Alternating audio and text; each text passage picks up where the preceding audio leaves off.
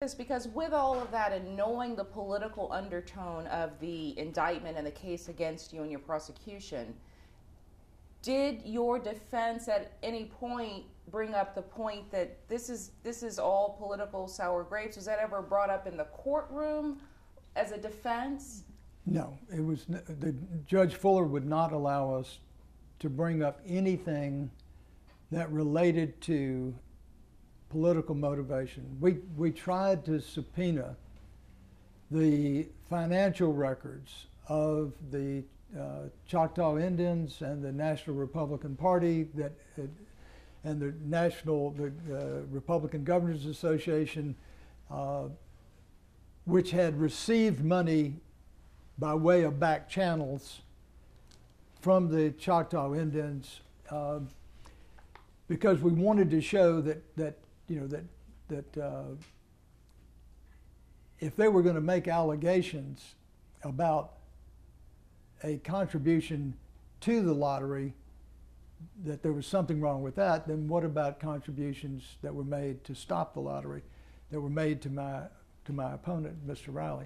But anyway, the Judge Fuller shut us down and would not allow any mention of political motivation. And what's interesting is that one of the emails that Tamara Grimes produced was an email from Laura Canary 3 years after she was supposedly recused and not having anything to do with the case. It was an email from her to her prosecutorial team saying that she had just looked at an email from my campaign saying that 67% of the people in Alabama believed that the prosecution was politically motivated. Perhaps this is reason to ask Judge Fuller for a gag order to keep me from talking about political motivation. A few months later, they submitted a motion to Judge Fuller saying, we need to not allow the defense to present any argument that this case was politically motivated, and Judge Fuller made it clear to my lawyers that he was not going to allow any evidence or any witnesses that spoke of political motivation.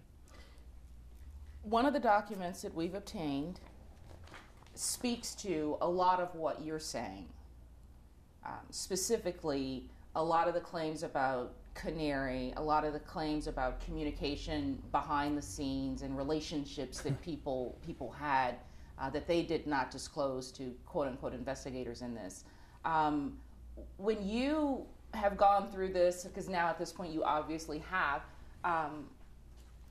the last part where they criticize and cite all these people for this behavior, Canary, Weller, these people who should not have been communicating with Rob Riley, Bob Riley's son.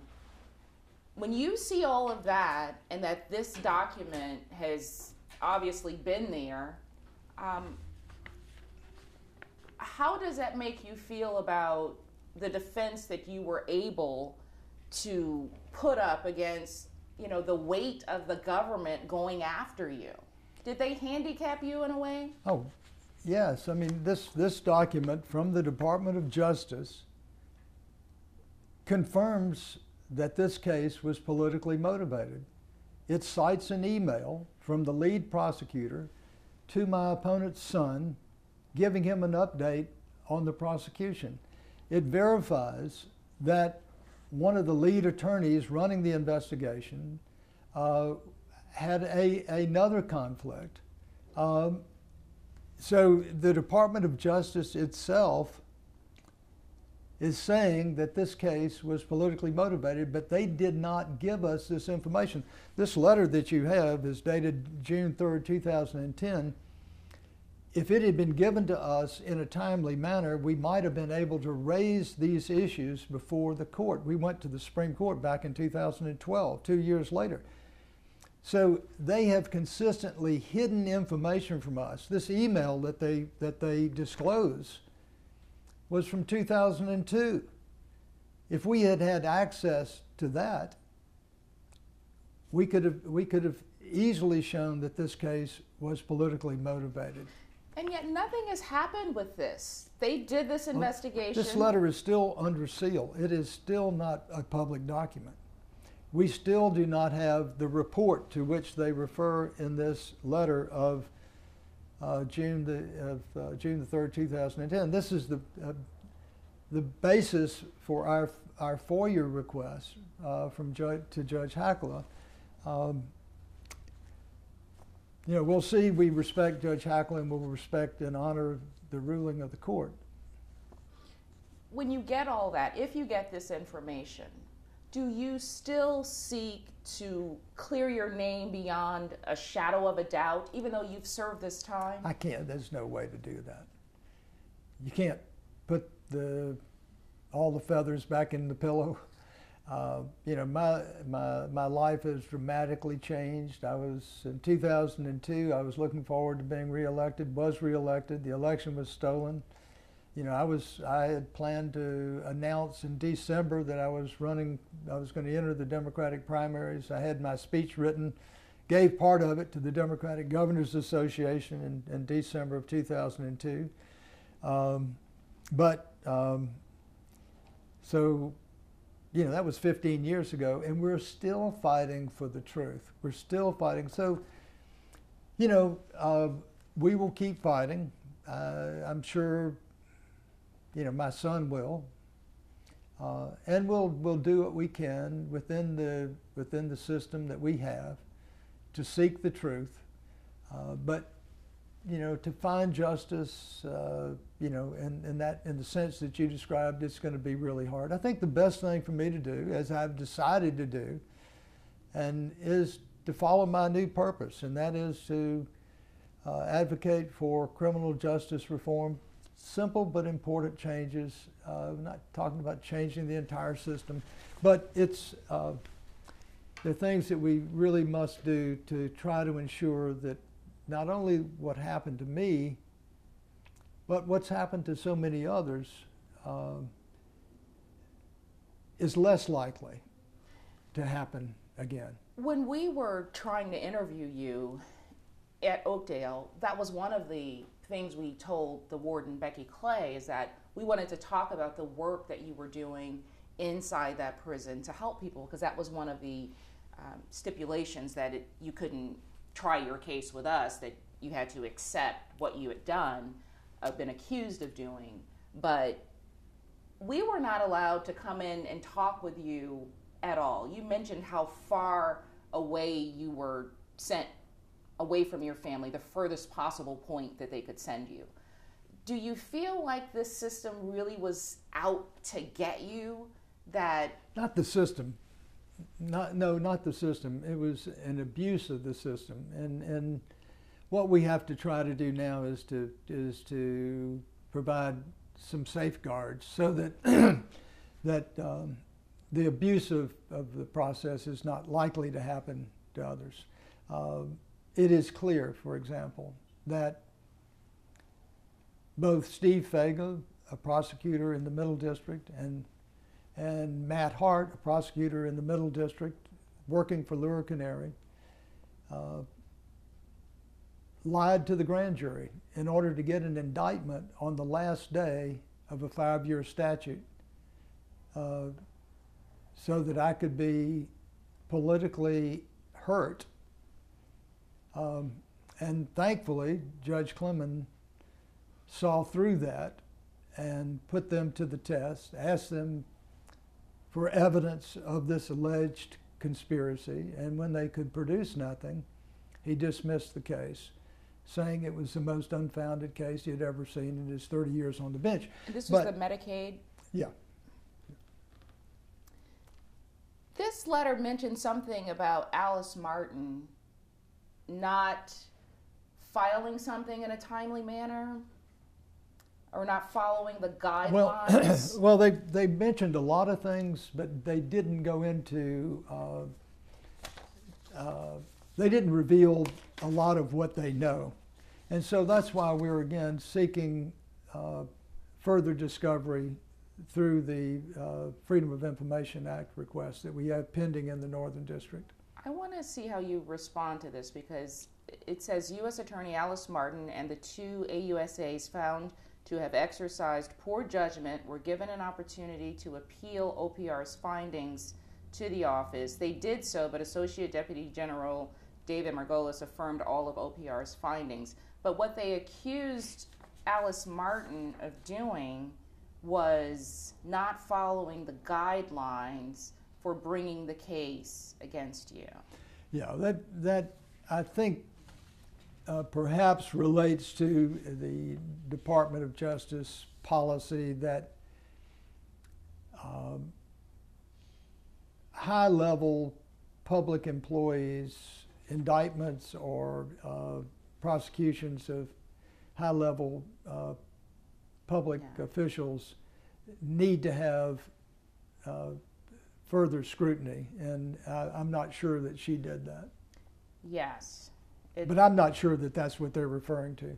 Well, here it is. OPR concluded that U.S. Attorney Alice Martin exercised poor judgment by failing to comply with department guidelines requiring that she provide timely notice to the department of the impending indictment in the Siegelman case. So to me, I feel like that suggests that there was this sort of rush and flurry activity to get it in to meet a deadline. Well, it definitely was. I mean, I was indicted on the very last day of a 5-year statute of limitations. It didn't matter. There wasn't anything there, and Judge Clemon quickly saw that. But the fact that they were doing it on the very last day indicates that this was a rush job. You know, that somebody had told them, get an indictment, go get an indictment. And again, it was Steve Faga, former Assistant U.S. Attorney, and Matt Hart, who suborned testimony, basically got people to lie on the stand, that resulted in that indictment. So you didn't tell me how you spend your days.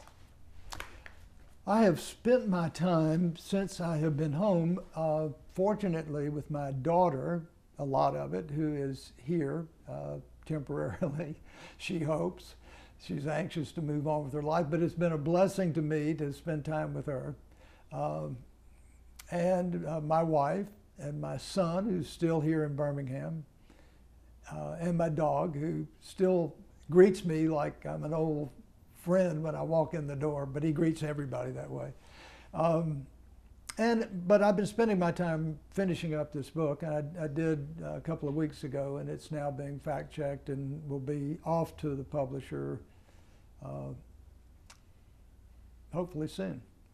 So much about your case and your story is like this political thriller, which Atticus versus the Architect reads the same way and feels the same way, just in the trailer that we have seen. And we covered it when they showed it at the Alabama Theater here. It's changed a lot now. Oh, it's changed? Oh, dramatically. Yeah, that was a preview of a screening, but it was not the documentary. The documentary is I've seen in a closed setting, and it's from those people who saw the screening at the Alabama Theater and those who saw it in Atlanta. There's it's a vast difference. Much more powerful. Do you feel that there is much more intrigue about your case even still?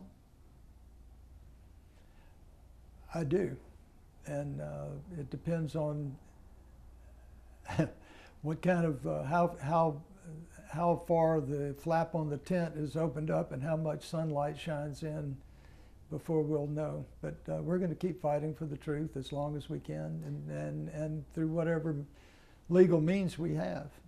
Do you fear retaliation from the DOJ and Jeff Sessions? Well, let me put it this way. When I called into the Tom Hartman radio station to talk about the Safe Justice Act, encouraging his listeners to call their members of Congress to urge them to bring the Safe Justice Act to the floor for a vote, I was put in solitary confinement for right at 60 days.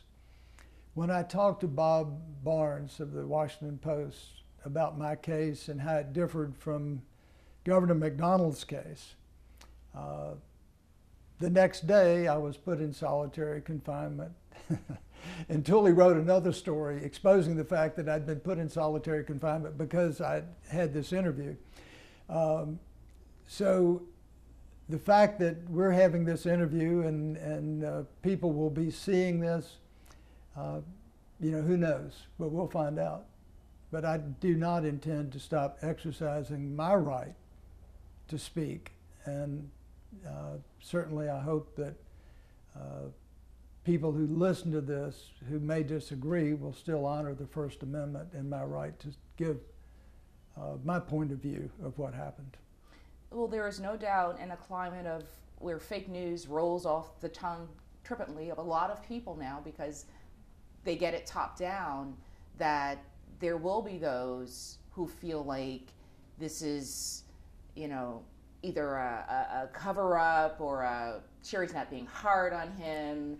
People will take this in a certain way, but I like the point that you bring up, that it really is about the First Amendment. It really is about the democracy and a justice system that is supposed to be blind, yet it seems to have these puppet masters behind the scene. Well, it's also in defense of my position, I can point out that there have been 17 editorials written about this case by the New York Times, some by the Washington Post.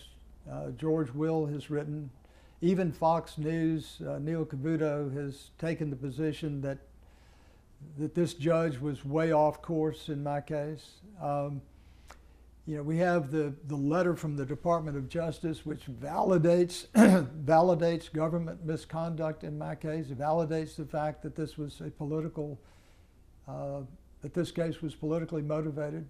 We have Time magazine laying out selective prosecution by the fact that they used Landy Young's testimony against me, but didn't use it against Bill Pryor and Jeff Sessions. We have this, you know, a continuing story was laid out by CBS 60 Minutes and Scott Pelley on February the 24th, 2008, that, you know, underscores Karl Rove's involvement and how the government's key witness, Nick Bailey, was a crook and was plea bargaining for a light sentence, that he changed his testimony in exchange for a recommendation of, quote, no time in prison, which Louis Franklin made on his behalf, telling Judge Fuller that without Nick Bailey's cooperation, they would not have gotten a conviction in my case. So, you know, a lot of what I am saying has been corroborated by important journalists, legal figures, and the Department of Justice itself.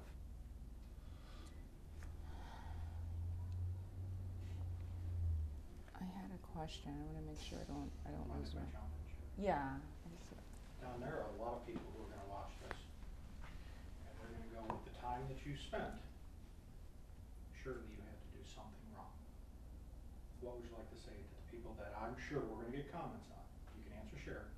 But what would you like to say to those people that are going to watch this going, you don't do that much time without doing something wrong? I don't try to talk to those people, honestly, because there's no way to convince them. And it's a natural, you know,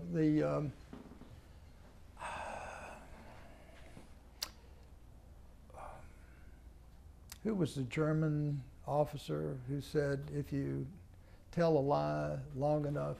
Goebbels. Goebbels, yeah. If you tell a lie long enough, that, you know, and repeat it enough, people will believe it. And the United States Attorney General warned against this kind of behavior by prosecutors. And other scholars who've studied criminal justice have said, you know, if you make enough allegations against somebody, the jury is going to believe that he must have done something wrong, Why would the government charge him with 36 counts? Well, the reason they, chose this path was because they knew they could not get a conviction if they just alleged a bribery charge based on a campaign contribution to the Alabama lottery referendum. So someone intervened, and we have testimony of that in the documentary, that the Justice Department was told to go back and look at everything again, start over. So the Justice Department called Steve Fagan and Louis Franklin to Washington and told them to go back and throw the kitchen sink at Siegelman, get it all into a criminal RICO charge, which is horribly damaging in itself.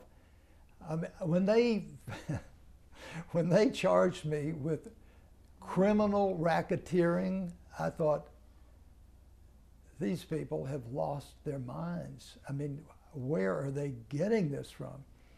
But they got it from two crooks. Lanny Young, who was a felon, who was plea bargaining, who later told an inmate that he would have said anything they wanted him to say because he had made millions of dollars and they were letting him off the hook. And Nick Bailey, bless his soul, I still have trouble being mad at him because he told the truth for nearly 4 years and then finally just gave up and said, tell me what it is you want me to say and I'll say it. I got to stop this. So that's what he did. And Scott Pelley accurately revealed what had happened. And Tamara Grimes, the Republican whistleblower from DOJ, verifies what was revealed in Scott Pelley's report of February 24th, 2008. And I wonder, because he was told to write his testimony 70 times, where those notes went. Do they shred those, or is that something you guys would have access to? Well, the Department of Justice policy says that FBI agents are to keep notes or record interviews. They didn't. They either did not do that, or they lied to us and said they didn't record Nick Bailey's 70 interviews, or didn't take notes, which defies credibility. If your key witness is giving you a statement under oath, why would you not record it or take notes? Now, here's a guy who worked in your office. Do you guys talk now? Have you heard from Nick Bailey? No, I have really no reason to, no desire to, and don't expect to. Wow. Don, did you ever, in spending the time that you spent in prison, with all of the things that you missed a wedding, did you ever think this is enough? Did you ever have those dark, dark nights where I can't take this anymore? No. I've been thrown in. Where'd the strength come from? So you can talk to Sheriff. No, Where'd the strength come from? Take us back to maybe what your darkest night.